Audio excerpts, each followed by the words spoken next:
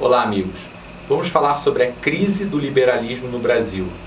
A nossa crise de 1929. Bom, como vocês devem lembrar, o principal produto de exportação do Brasil era o café. O Brasil, embora ele tenha ciclos não muito estáveis, ou seja, em primeiro momento o Brasil explorou a cana-de-açúcar, num determinado momento mais curto ele explorou o ouro.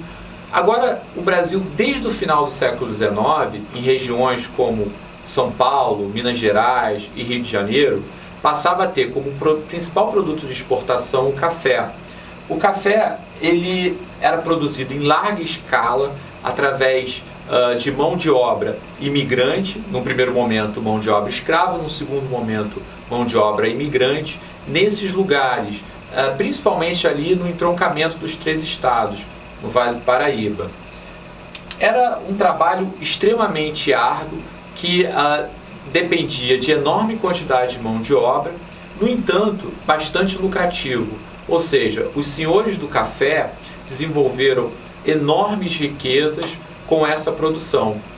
Como nós vemos, as grandes fazendas de café, como em regiões hoje, como Bananal, por exemplo, entre Rio de Janeiro e São Paulo, em que nós verificamos que verdadeiros monumentos arquitetônicos, símbolos desse poderio econômico, foi construído a partir da riqueza do café.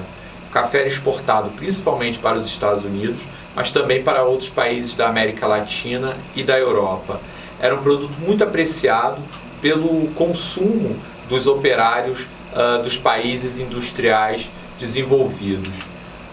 O café ele acabou criando um baronato, ele acabou criando uma classe, uma elite voltada para a exportação do café, ou seja, todos aqueles que lucraram com a produção, exportação, circulação desse café.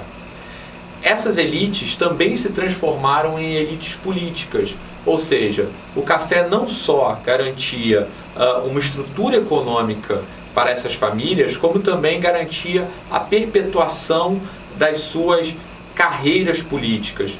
Ou seja, o Brasil, entre 1850 até 1930, tinha um amplo processo de produção, distribuição e exportação de café que garantiu a estabilidade política dessas elites econômicas. Essa foi a aula de hoje. Na próxima aula continuaremos a ver a crise do café no Brasil.